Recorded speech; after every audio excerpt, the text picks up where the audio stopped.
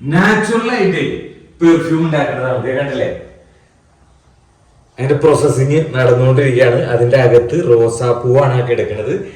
അതിന്റെ യഥാർത്ഥ rose water ഇവിടെ വരും, നമ്മളത് പെർഫ്യൂം ആക്കും. നല്ല റോസാപ്പൂവാണ്, റെഡ് റോസാപ്പൂവാണ്. വീടിന്റെ അടുത്ത് നിന്ന് കിട്ടാവുന്ന റോസാപ്പൂവുകളൊക്കെ നമ്മൾ കളക്ട് ചെയ്തിട്ട്, ചെറുതും വലുതുമായ റോസാപ്പൂവാണ് കളക്ട് ചെയ്തത്. നമ്മൾ ചെണ്ടില് പൂച്ചെണ്ടിലൊക്കെ വയ്ക്കുന്ന റോസാപ്പൂവല്ല, ഇത് നമ്മുടെ വീട്ടിലൊക്കെ ഉണ്ടാവുന്ന ചെറുതും വലുതുമായ റോസ് ഉണ്ട്. പക്ഷെ രണ്ടിന്റെയും സ്മെല്ല് ഒന്ന് തന്നെയാണ്.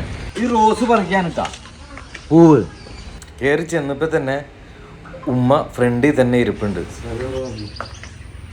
നല്ല സ്മെല്ലാണ്.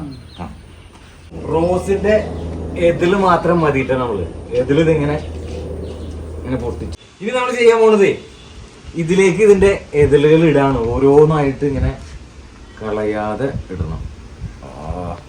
ഇനി നമ്മൾ വാട്ടർ ആഡ് ചെയ്ത് കൊടുക്കാണ് അതിലേക്ക്. ബോട്ടിൽ നിന്ന് എയർ പുറത്തു പോകാതിരിക്കാൻ സിലിക്കോൺ വെച്ചാണ് നമ്മൾ പേസ്റ്റ് ചെയ്തത്. സെറ്റ് ചെയ്തിട്ടുണ്ട്.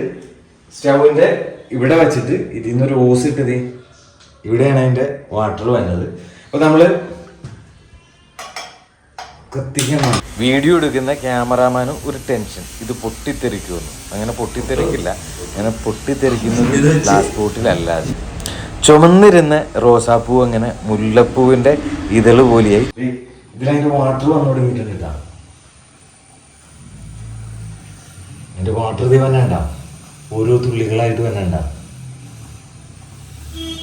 വാട്ടർ വന്നു തുടങ്ങിയിട്ടുണ്ട്.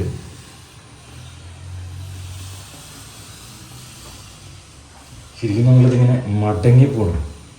ആവി കൊണ്ട് വന്നിട്ടേ മടങ്ങി പോകണം, അല്ലെങ്കിൽ കറക്റ്റായിരുന്നു വാട്ടർ അങ്ങോട്ട് പോകണം.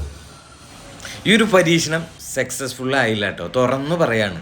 എങ്കിലും പരാജയപ്പെട്ടവരും ഉണ്ടാവുമല്ലോ ലോകത്ത്, അവരുടെയും കൂടെയാണല്ലോ ഈ ലോകം. എന്തായാലും നമ്മൾ പൂർണ്ണമായിട്ട് അടുത്തൊരു വീഡിയോയിൽ ഈ ഓസൊക്കെ മാറ്റി അതിൻ്റെ കൃത്യമായിട്ടുള്ളൊരു സംഭവം കൊണ്ടുവന്നിട്ട് പൂർണ്ണമായിട്ട് ആ പെർഫ്യൂം വാട്ടർ കൊണ്ടുവന്ന് ഒറിജിനൽ നാച്ചുറൽ പെർഫ്യൂം ഉണ്ടാക്കുന്ന വീഡിയോ അടുത്ത് നമ്മൾ കാണിക്കും കേട്ടോ.